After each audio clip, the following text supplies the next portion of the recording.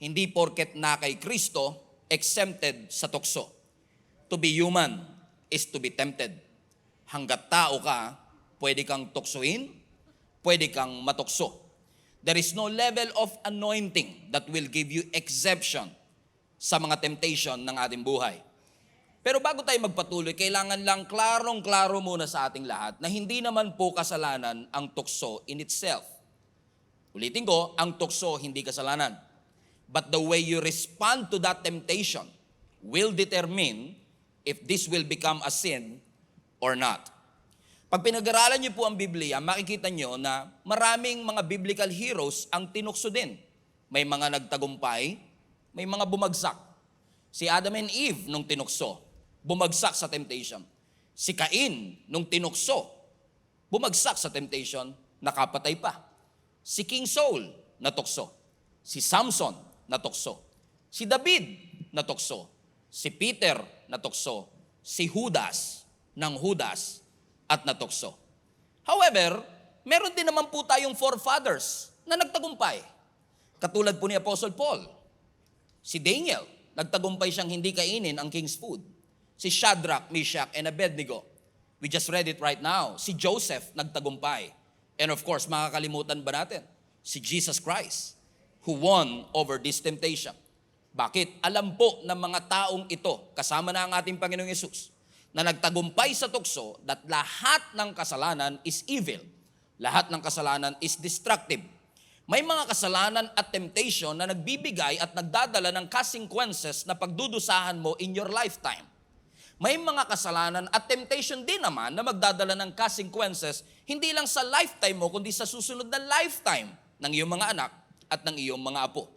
May mga kasalanang nakakapagsira ng relasyon, may mga kasalanan at temptation na mapupunta ka sa kulungan. We can be tempted about everything. You can be socially tempted. Tempted sa alcohol, cigarette, any forms and any kinds of addiction, overspending, overeating, drugs, and sexual immorality. Kaya nga po si Apostle Paul one time sa Romans chapter 7, nabanggit niya po na alam kong makakarelate tayong lahat. Ang sabi po niya sa Romans chapter 7, I do not understand what I do. For what I want to do, I do not do. But what I hate, I do. Nakakarelate ba kayong gano'n? Sa madaling sabi, yung gusto kong gawin, hindi ko magawa. Tapos yung hindi ko gustong gawin, yun naman ang aking nagagawa. Verse 22, for in my inner being, I delight in God's law, but I see another law at work in me, waging war against the law of my mind, and making me a prisoner of the law of sin, which is at work within. Everybody say within. Put that in the chat. Within. What a wretched man I am. Who will rescue me from this body that is subject to death? Thanks be to God who delivers me through Jesus Christ our Lord. So then I myself in my mind, I must slave to God's law, but in my sinful nature, I must slave to the law of sin. Pansinin nyo, even Apostle Paul are saying, sinisikap kong gawin ang tama, pero bakit parang kung ano yung dapat kong ginagawa, hindi ko ginagawa, at yung hindi ko dapat ginagawa, yun ang aking nagagawa. Para bagang kahit may motivation at puso ako na sundin ng Panginoon, there is another law that works within me, ang sabi ni Apostle Paul, na parang nagmamanipulate sa kagustuhan ko mangyari. Bakit? Nadi-discern ni Apostle Paul na ang temptation by its very nature, mali na kagad. Yung sinful temptation na ito na ini-introduce sa atin, yung sinful thoughts na ito na ini-introduce sa atin, sa ating puso at sa ating konsensya, nararamdaman na po kagad nating mali ito. In fact, let me just establish this, mga kapatid, na most of us can easily discern ano ang tama at mali. Madaling malaman ang difference ng black and white. Ang mahirap i-differentiate yung white sa dirty white. Yung tama sa mukhang tama. Nakukuha niyo po ba ako, mga kapatid? Pero ang sinasabi ho sa atin ng scripture, na lahat tayo, mga kapatid, kahit pa idinidesire natin na ibigay natin ang ating buhay sa ating Panginoon, there will always be some sort of power that will work contrary to what you desire para ikaw ay mapalayo sa ating Panginoon. In other words, all of us will face the heat of temptation, the fire of that temptation. And let me tell you this, yung fire na yan na ating pagdadaanan, Yung temptation na yan na pagdadaanan natin, yung apoy na yan can either make us or melt us, depends on how we will respond into it. Are you still with me, mga kapatid? Na para bagang mapapansin ninyo na parang sinasabi ni Apostle Paul, yun ang gusto kong gawin, hindi yun ang aking nagagawa. Bakit to? Kasi napansin nyo ho ba na hindi ka naman matutokso sa isang bagay na malakas ka. Madalas natutokso ka dun sa lugar na mahina ka. So kung mapapansin nyo, yung mga bagay na nagfo-fall ako, hindi ka nagfo-fall doon, at yung mga bagay na mahina ka, malakas ako doon. So kung mapapansin nyo, ang tukso very personal. Kung ano ang appealing sa'yo, yun ang iyong ikinababagsak. Wala po naman siguro sa atin ang nagke-crave sa safeguard, for example. Sino sa inyo, nagugutom ako, parang gusto ko ng safeguard today. Parang hindi ka nagke-crave, no, sa isang bagay na hindi appealing. Usually, nagke-crave ka sa mga bagay that appeals to you. Kaya pala, pag inugat nyo po yung word na temptation, in the Greek, yung salitang temptation will actually reveal the weakness within you. Let me repeat. It is revealing the weakness within you. So ang temptation doesn't come from the outside. It comes from the inside. It awakens your weakness. At ginagawa ni Satan na maging subtle and discreet para ilabas yung bagay na nasa iyo na talaga. Kaya pala sabi ng scripture paulit-ulit, maghanda kayo. Prepare because your enemy will attack you.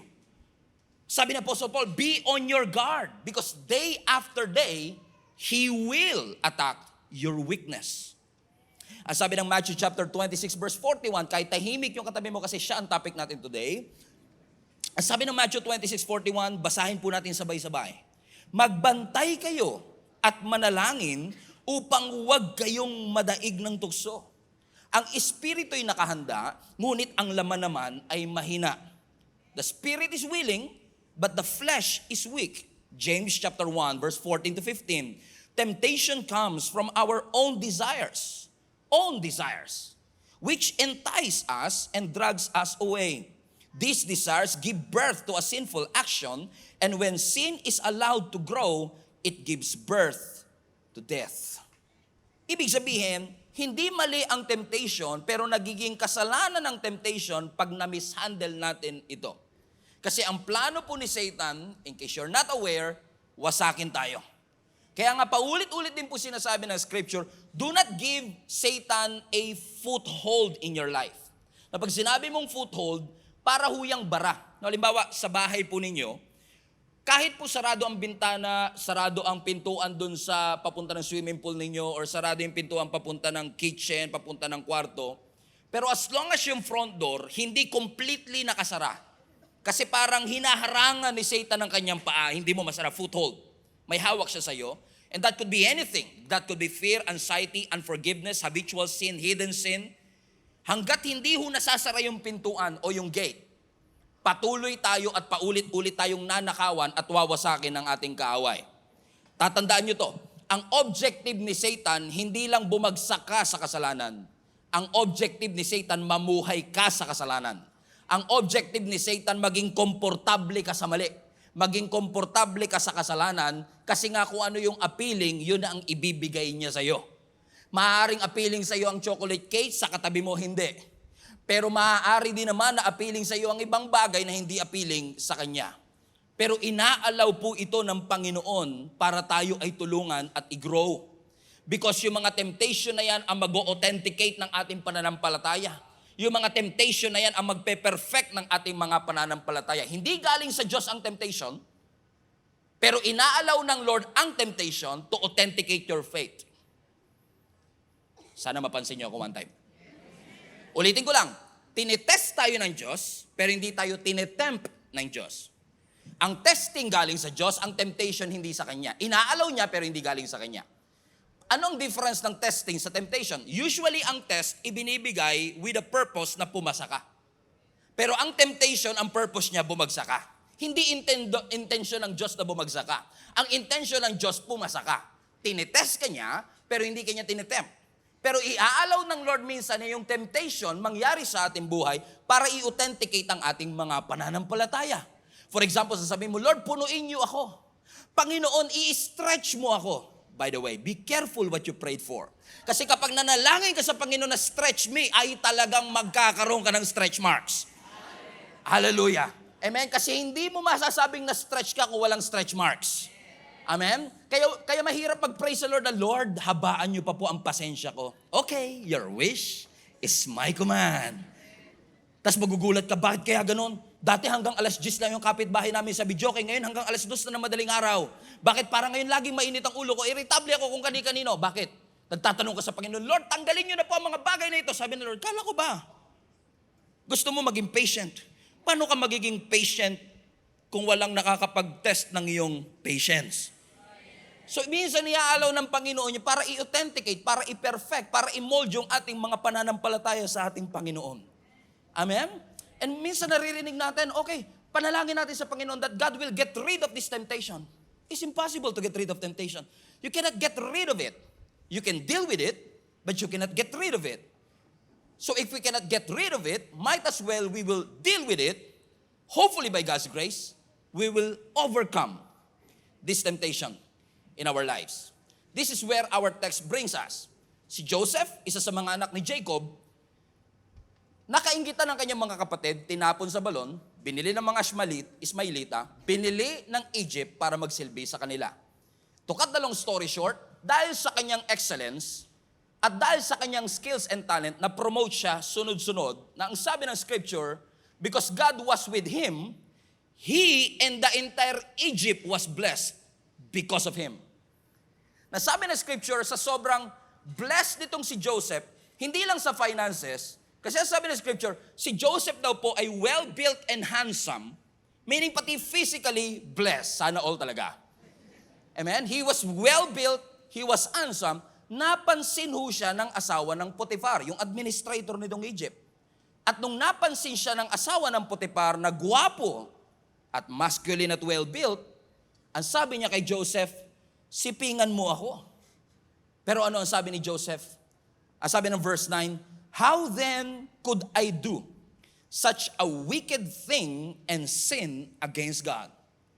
Alam niyo, isa sa mga reason kung bakit nagtagumpay si Joseph sa temptation is because of this statement.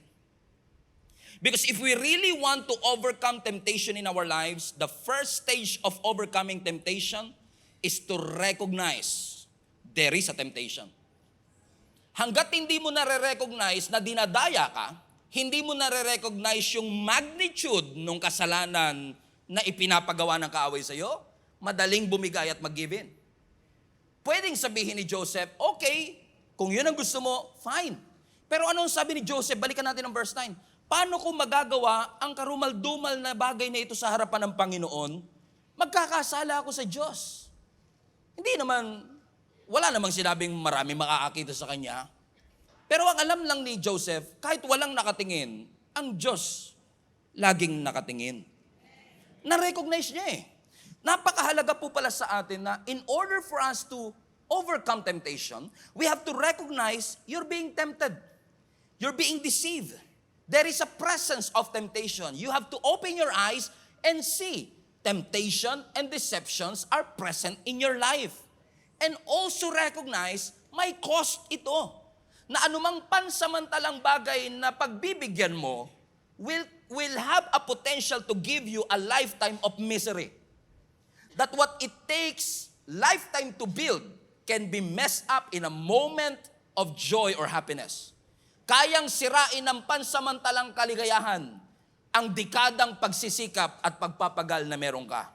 And once na-recognize mo, mas mahalaga yung pinaghirapan ko, mas mahalaga yung pamilya ko, mas mahalaga yung ministry, mas mahalaga yung simbahan, mas mahalaga yung trabaho, mas nagkakaroon ng power ang bawat isa sa atin na ma-overcome ito if we recognize you are being deceived. Napansin niyo mga kapatid, ang sabi ng verse 7, dahil gwapo itong si Joseph, sana pansinin niyo ako one time lang, no? Nung pansinin niyo sa verse 7, ang sabi ng scripture, the master's wife took notice of Joseph. Kung mapapansin nyo, yung babaeng ito, napansin si Joseph. And alam ko, marami tayong theory na sinasabi nila, Pastor, madali lang naman kay Joseph na tumanggi dito sa asawa ng Potiphar kasi malamang naman matanda na to sa kanyang edad. Siguro si Joseph medyo bata-bata pa. Tapos sabi nga ng scripture, handsome. Hindi naman sinabi ng Bible na yung asawa ni Potiphar maganda eh. Pero imagine niyo in that day and age, in that culture, ikaw si Potiphar, mataas ang katungkulan mo sa Egypt. You can choose whatever and whoever woman you want. So I submit to you that this master's wife is one of the most beautiful woman in the entire country. At itong isa sa pinakamaganda babae, napansin si Joseph. And it's very important for us na madalas tayo napapansin tayo ng kaaway. Kaya nga kung iniisip natin na kapag naglingkod tayo, kapag nagpastor tayo, exempted na tayo sa temptation, nagkakamali po kayo. In fact, pag nagpastor kayo at naging part kayo ng serve team, mas nagiging target kayo.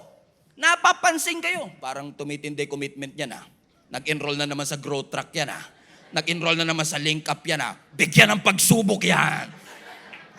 Bakit? Mapapansin ka So walang problema doon. Talagang mapapansin. Naalala niyo si Job? Di ba? Ibinida siya ng ating Panginoon kay Satan Sabi niya, napansin mo ba? Yung anak ko si Job, matuwid yan sa harapan ko. Kaya nga sabi ko kay Lord one time, Lord, wag mo na ako ibida Okay na po ako.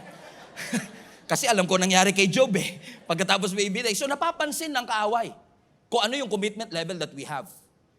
Pero kung napansin ng babae si Joseph, dapat marunong din tayong mapansin yung deception. Kailangan ma-recognize din natin. Teka lang, nadadaya yata ako Kasi imagine niyo mga kapatid, wala naman po siguro sa atin, nung gumising tayo kaninang umaga, nasabi kagad natin sa sarili natin, alam mo, parang gusto ko magpatukso ngayong araw na ito. Wala naman siguro, Na parang plano ko ngayong bumagsak sa temptation ng aking buhay. Wala naman siguro. Nung gumising ka kaninang umaga, ang purpose mo, pumunta ng church, magpakalalim sa Panginoon, lumakad, kasama ang ating Panginoon. And here comes, mabagal na driver sa harap mo. Kinat ka ng bigla-bigla. At imbis na hallelujah ang masabi mo, iba ang nasabi mo. At imbis na turo ang, ibang daliri ang nabigay mo. We have good intentions not to fall. We have good intentions para hindi bumagsak sa kasalanan. Kaya nga ang pinaka-effective arsenal ni Satan, pandaraya. Dadayain niya tayo, ipapakita niya na parang nami-miss natin yung maraming bagay. At kapag ang temptation ibinigay sa atin ng kaaway, tumitindi lalo siya kapag nagre-reason tayo, okay lang yan. I can handle it. Yun ang first stage Hindi mo ma-recognize yung bigat. Ang mas nare-recognize mo, kaya ko siya. Okay lang, di ko naman siya masyadong type. Chat lang naman. Message lang naman. Massage lang naman. Okay lang yan. Friendly naman kami. Wala naman kaming ginagawang masama. And little by little, yung deception na yan ang nagiging building blocks ng kaaway para tayo ay magkaroon ng strongholds. At karamihan ng mga taong kilala ko, lalo na yung mga Christians na bumagsak sa pagsubok, mga tao na nag-fall into sin, madalas they mean well. Hindi nila gustong bumagsak. Pero baka nagkaroon lang ng overconfidence sa ating sarili. Kaya huling-huli na bago niya na-realize na daya ako. Kung kailan hiwalay na yung pamilya, saka natin marirealize na daya ako. Kung kailan lugi na ang negosyo, saka po natin marirealize na daya ako. Kung nawalan na tayo ng kita, saka natin marirealize, scam pala yun. Minsan sa relationship, marami ring scam. Late mo nang na-realize, may asawa pala siya. Late mo nang na-realize, kung kailan nagastos mo na yung tuition fee, parang maraming gumawa nito. Kita ko yung mga tumawa dito sa harap Tsaka lang nangyari. Bakit? Karamihan ng deception, karamihan ng temptation, very subtle, very discreet. Pero kahit na gaano ka stealth ang mode ng temptation, kahit gaano ka subtle at discreet ang temptation, let me give you some hope. Kahit gaano ka subtle ang temptation, lahat ng strategy ng kaaway, pare-pareho. Yung schemes ng kaaway, the same. Parehong schemes na ginamit niya kay Adam and Eve, gusto niyang gamitin kay Jesus. Bakit bumagsak si Adam and Eve? Dahil sa pagkain. Ano ang unang temptation niya kay Jesus Christ? Turn these stones into bread. Wala siyang bagong diskarte. Lahat ng diskarte ng kaaway paulit-ulit. At kung mare-recognize lang tayo at may-educate tayo. Kaya nga sabi ni Apostle Paul, do not allow the enemy to outsmart you. by not knowing and being unaware of Satan's schemes. Huwag niyong hahayaang ma-deceive kayo, ma-outsmart kayo ng kaaway kasi hindi niyo alam ang diskarte niya. Kasi ang diskarte ng kaaway paulit-ulit. Hindi nagbabago ng diskarte. Kaya sabi ni Apostle Paul sa atin, mag-ingat kayo. Parehong strategy niya, ginamit niya kay David. Yung same strategy, ginamit niya kay Samson, parehong-pareho. Yung sa Garden of Eden, ganun din. Sa wilderness, ganun din. 10 taong ka nang naloko. Magpapa-11 ka pa ba? So kung paulit-ulit ang diskarte ng kaaway at paulit-ulit ang kanyang tactics, ano ang tactics ni Satan in the first place? Buksan natin ang ating Bible sa 1 John chapter 2 para ma-recognize natin.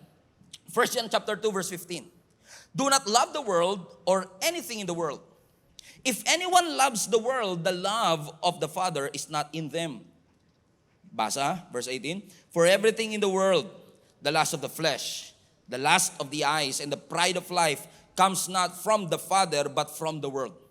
And most of the temptation you can categorize with these 3 categories. Lust of the flesh. Everybody say lust of the flesh. Now, ano ang lust of the flesh? Yan yung mga cravings natin. Lahat ng klase ng cravings.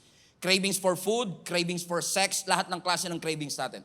So dyan pumapasok yung category ng overeating, yung cravings natin sa sobrang matatamis, alcohol, addiction, laziness, lahat ng klase ng cravings. And then another tactic, lust of the eyes. Diyan pumapasok yung materialism and greed. Palagay mo, dito kaya yaman, mag-invest ka rito para lumago ang iyong pera, greed. At ang greed, tumitindi siya habang tumatagal. Nagsisimula sa grade 1 hanggang grade 12. So kailangan maging maingat. Sabihin mo sa katabi mo, anong grade ka na? Diyan papasok yung pandarayan ng kaaway sa pamamagitan ng pera, material possession katulad ng damit, ng bahay, appliances, desire for entertainment, and many more. At ang pangatlong category, lust of the flesh, lust of the eyes, and the pride of life, arrogance, self-absorbed, entitled, pride, self-centeredness, power-tripping, and manipulation. Kapag sinoma mo lahat ng ito, karamihan ng mga temptation ng kaaway, dito lang nangyayari. So yung schemes ng kaaway paulit-ulit, yung deception ng kaaway paulit-ulit, papamukha ni Satan sa iyo na madamot ang Diyos, ipapamukha ni Satan sa iyo na merong wini-withhold ang Panginoon sa iyo, maraming nawawala sa iyo. Tingnan nyo kay Adam and Eve, ang pinakaunang temptation. Kay Adam and Eve, ano ang unang temptation? Kainin yung bunga ng kaalaman ng tama at mali.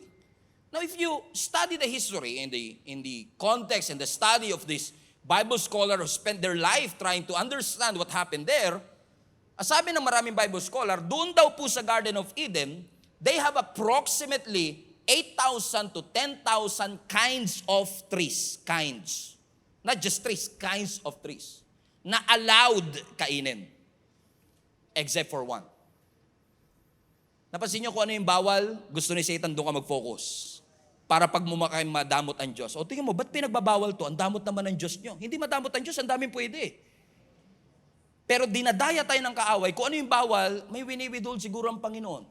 Kaya yung si Satan, yung ahas, lumapit kay Eve at sabi niya,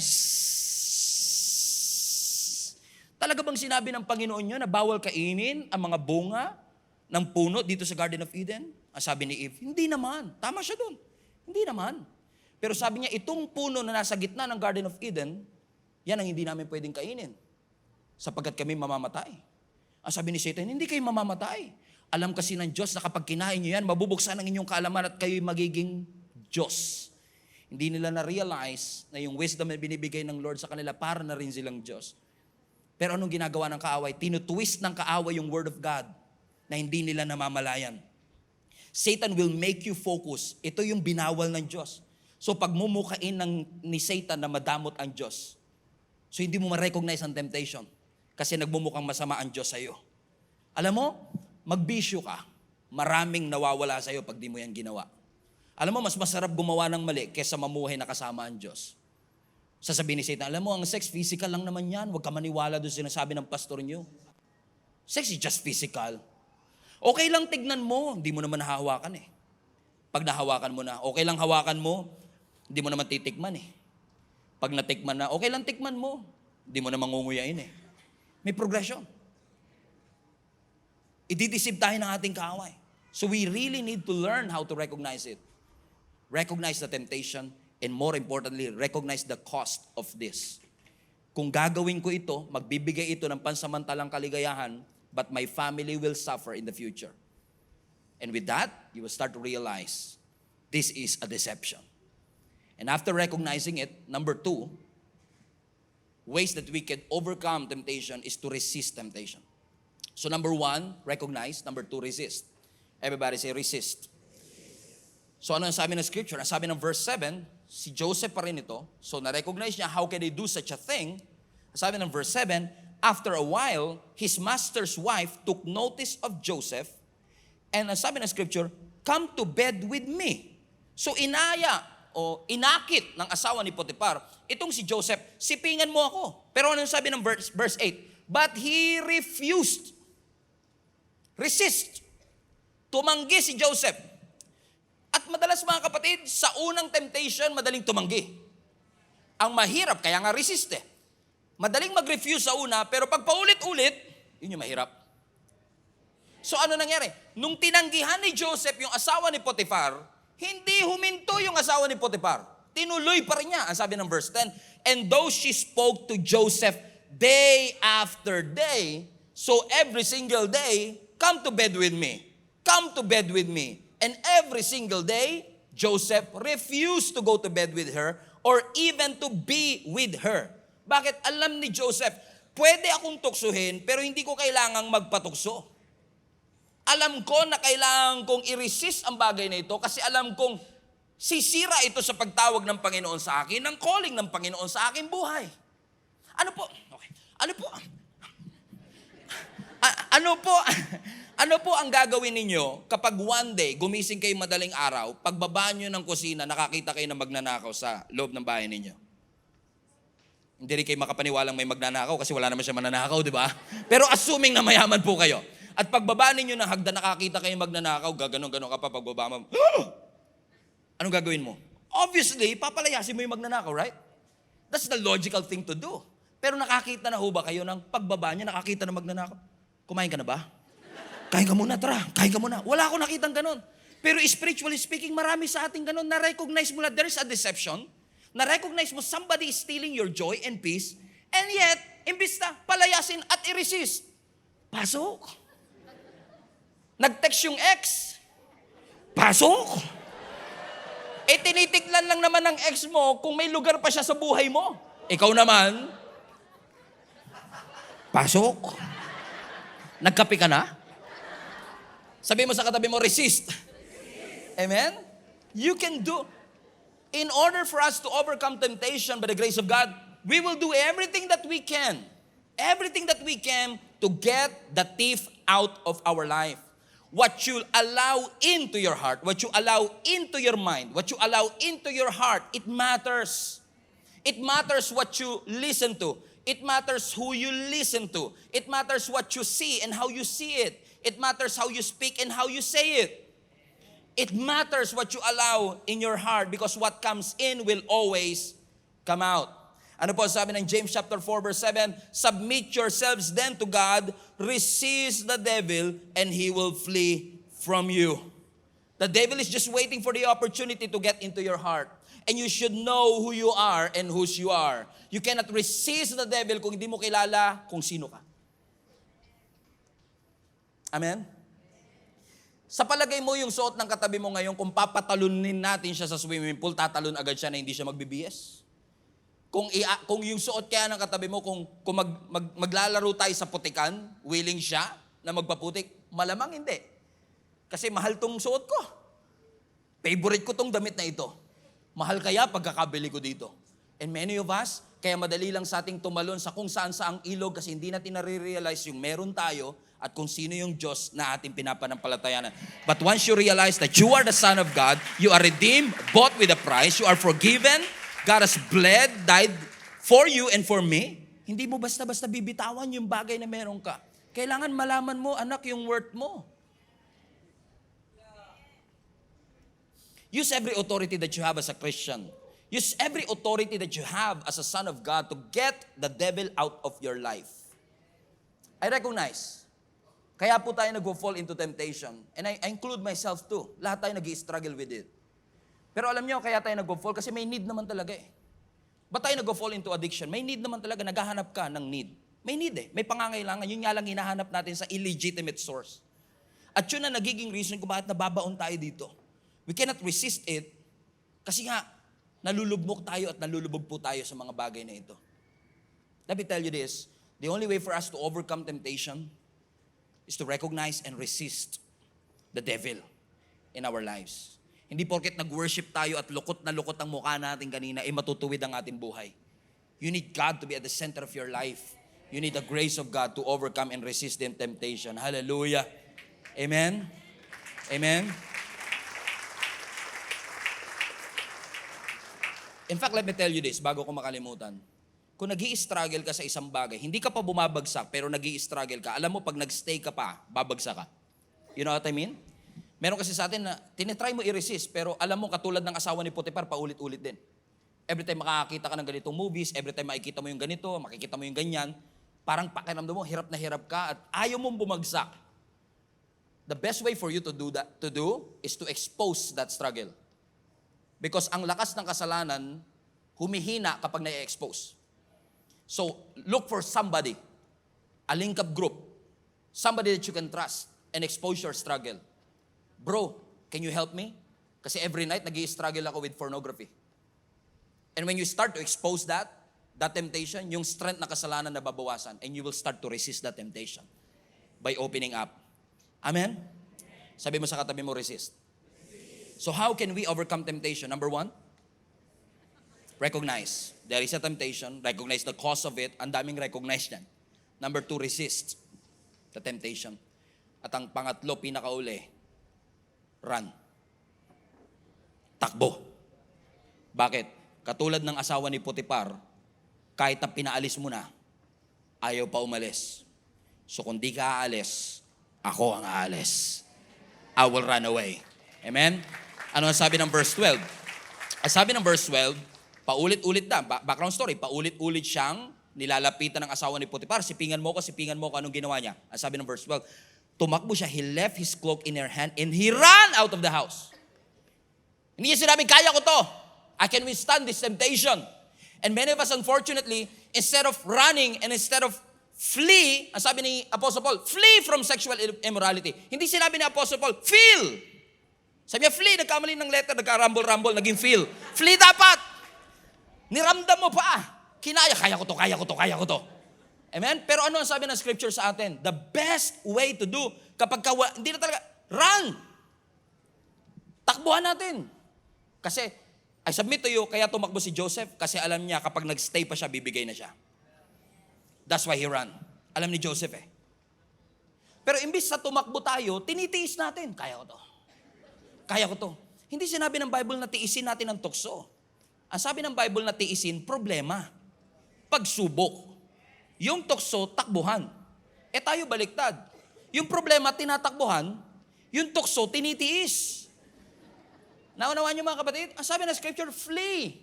Run. Ano po ang ginawa ni Joseph? He ran. Hindi niya inalaw na yung temptation maging kasalanan. He ran. Hindi siya nakipag-usap, hindi siya nag-reason, hindi siya nag-justify, hindi siya nag-explain, nag-take off na lang siya. Bakit? Hindi niya trinay na i-overcome yung temptation based on his own self-power. Alam niya, kung ako lang, hindi ko ito kaya.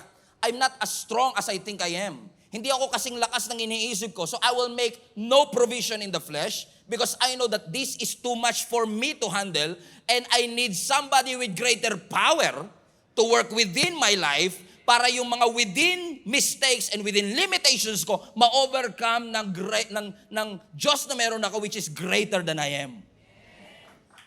Run.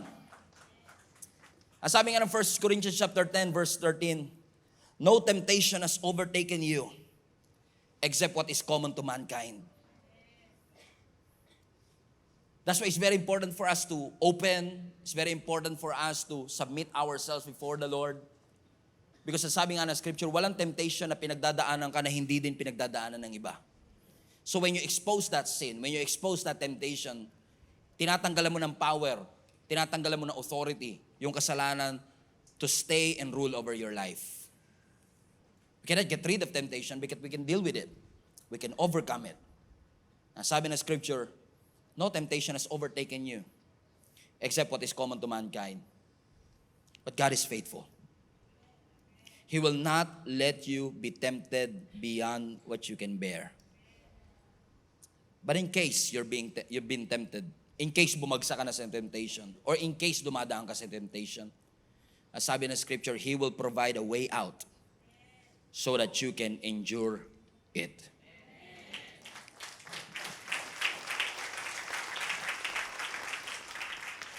So anong susi, Pastor? Sinasabi ng scripture na susi, God is providing a way out for us to overcome. So may daan.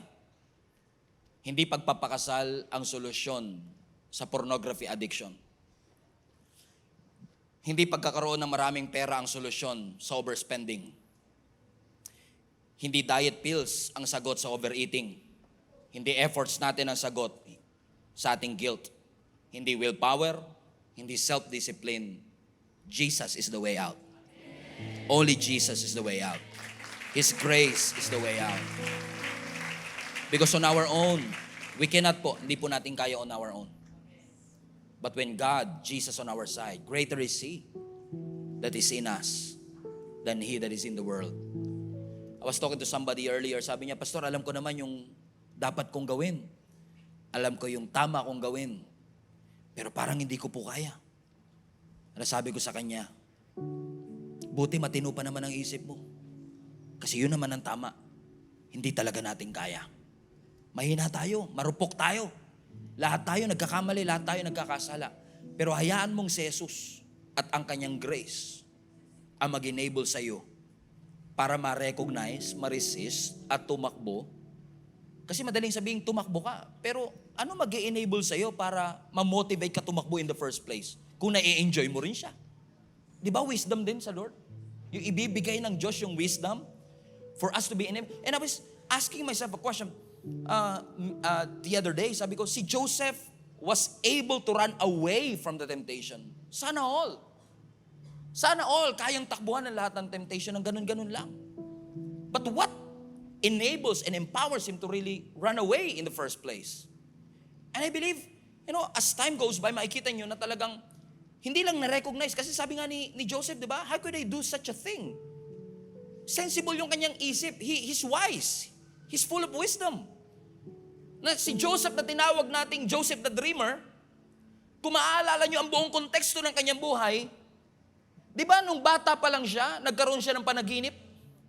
Panaginip na hindi niya kayang ma-explain. Amen? Pero nung siya ay tumanda na inakit siya ng asawa ni Potiphar, pre-name up siya, kinasuhan siya ng rape, nakulong siya, ano nagpalaya sa kanya? Di ba yung ability niya to interpret a dream na hindi niya kayang gawin nung una? So ibig sabihin, as time goes by, in-empower siya ng Lord, binigyan siya ng wisdom ng Panginoon. At yung wisdom na yun ang isa sa mga dahilan kung bakit na-empower niya. At nagkaroon siya ng ability by His grace na takbuhan ang mga temptation na ito sa kanyang buhay. And I believe that's why very important po ang Sunday worship experience. Bakit? Kasi dito natin naririnig yung mga salitang gusto ng Lord na dalhin natin sa mga panahong daraan po tayo sa mga pagsubok at mga tukso sa ating buhay. Amen ho ba mga kapatid? Kasi mahirap nang mag-aral pa ng patungkol nito pag nandun ka na sa gitna ng temptation. Teka lang bago ka magpatuloy dyan, makikinig lang ako ng preaching about temptation It doesn't work that way. That's why we need wisdom that comes from the Lord to resist, to run away. So I want to challenge you today and remind you, you cannot overcome that temptation all by yourself. You need God and you need people also that can help you. Accountability partners. Mga taong mapagkakatiwalaan na magko-correct, magpapaalala sa iyo. Nauulit na naman. Nagsosolo ka na naman dyan. You need an accountability partner. Intentionally avoid isolation. Para tayo makapagtagumpay po. But above all else, we need God's grace. We need God to overcome. Let us make a decision today para sabihin natin po sa Panginoon, enough is enough na Lord. I need your grace to overcome this addiction. I need your grace to overcome this temptation. Alam ko, hindi ako alipin. I'm not a slave. I'm a victor. So starting from today, I will not be self-conscious. I will be Jesus-conscious. I will be conscious about what you did for my life, the finished work of our Lord Jesus Christ. That I know will empower me because I know and I remember I am the righteousness of God in Christ. Thank you, Lord, for I cannot on my own, but I know with you, I can. I can recognize, I can resist, and I can run from it.